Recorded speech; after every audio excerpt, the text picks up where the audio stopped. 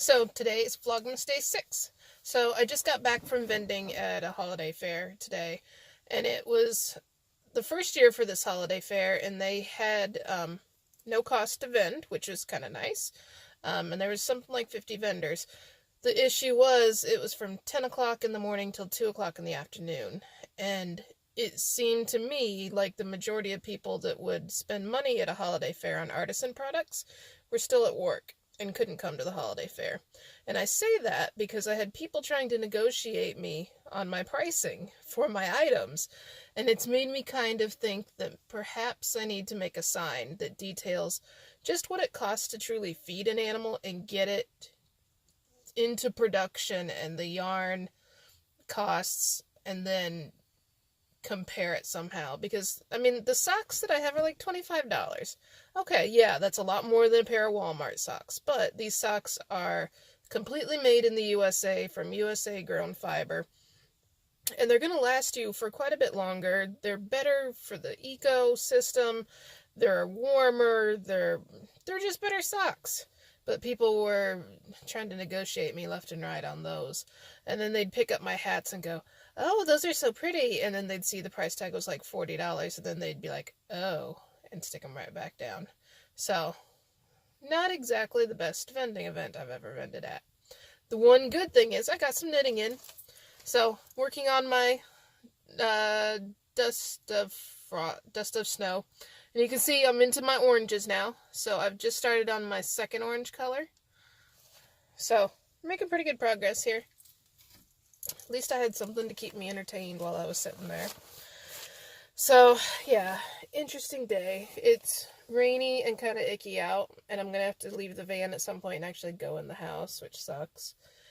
I wore my nice hand knit sweater today.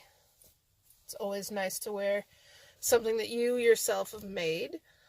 Let's see, late last night we put a coat on Ursula, one of our girls who's 17, and she's now wearing a teal zebra striped coat. So I'm sure that she's the envy of all the pasture. And I'd go up to show you, but now that it's kind of rain snowing / nasty, it's not very nice up there right now, and she's up underneath the shelter and doesn't want to come out.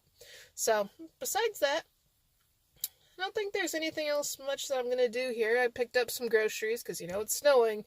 And what if you get snowed in?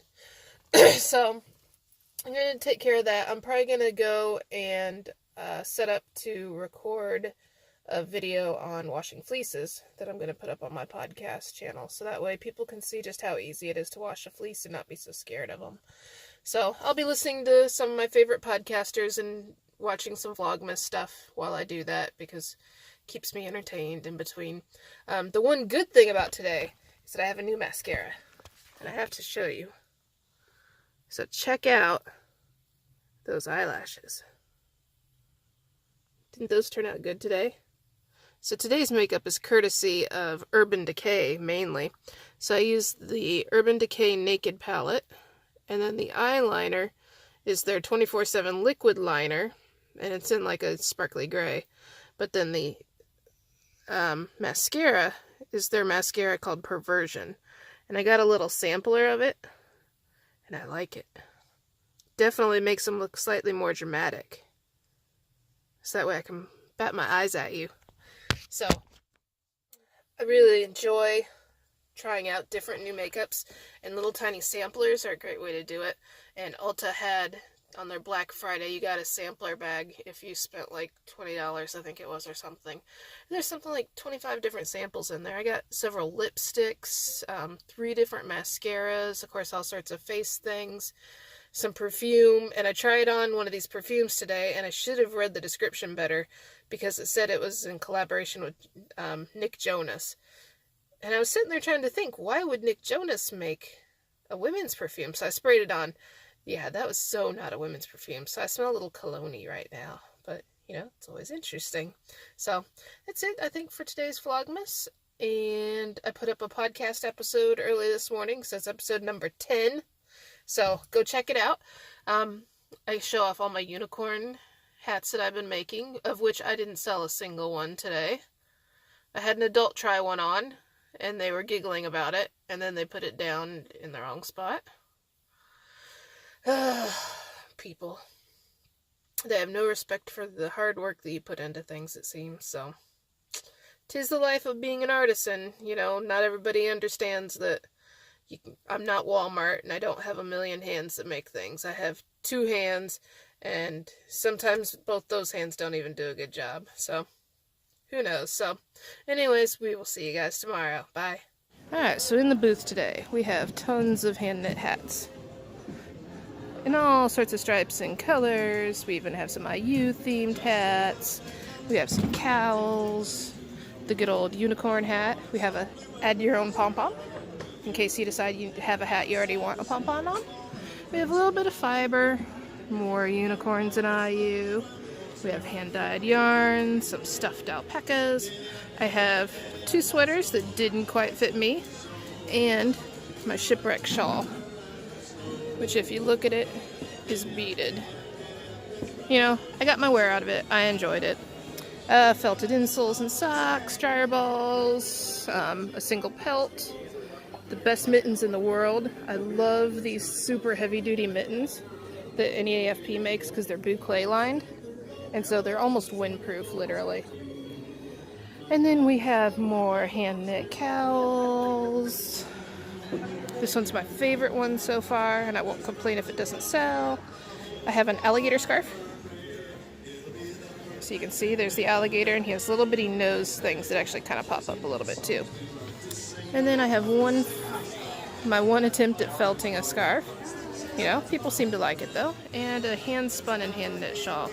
So I'll show you a little bit of what all is going on around here. And there's a little bit of everything here, it would appear. Some things I'm not 100% sure what they are. But I'm going to take a tour around eventually and show it all off. So we'll talk to you guys later.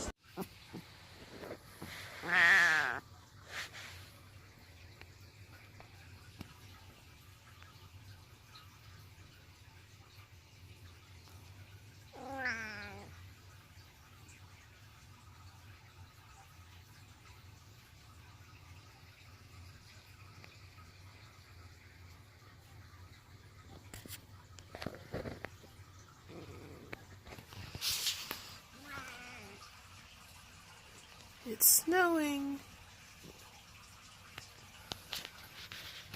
And obviously that means the cat needs to sit as close as humanly possible. Because, you know, he's obviously cold. He doesn't have a fur coat or anything. What?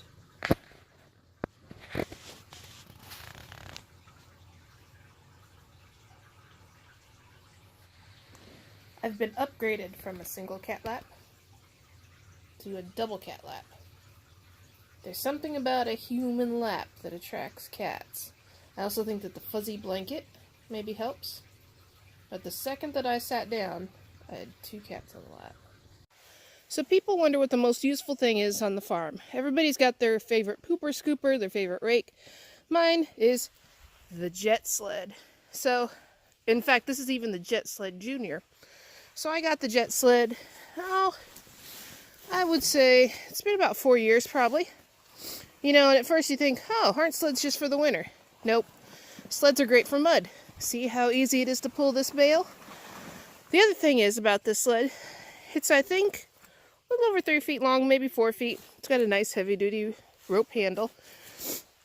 I can pull this sled across gravel, and it's heavy-duty enough that it's not going to get torn up. In fact, we drag it across gravel all the time, and it still works great. The other thing is if you have a large animal that's sick or refuses to go someplace, how do you get it from point A to point B? The jet sled. Literally, we have one alpaca that every year refuses to walk to shearing, and it's literally just from in here over to by that shed. It's not more than probably 50 to 100 feet. The second that you grab her, she lays down and she refuses to get up. So we pull the jet sled up next to her, tip her sideways, tip the sled sideways, toss her into the sled, and she rides there kind of like a legless caterpillar all the way to shearing. We roll her out onto the mat, she gets shorn, we get done shearing and just let her loose, and she walks right back into the pasture. Easy.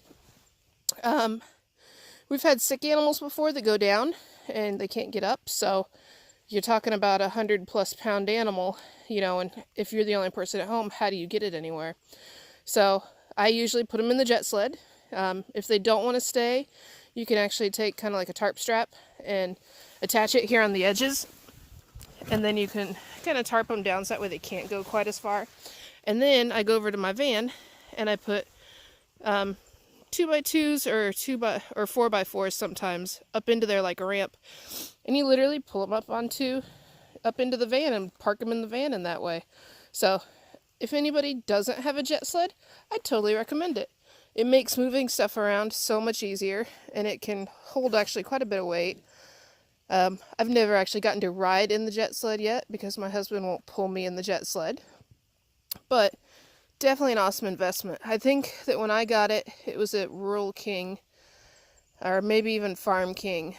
I want to say it was $30 or $40. I mean, it wasn't, you know, the El Cheapo $9.99 sled. But let me tell you, this is your best friend and something you could definitely use on a farm.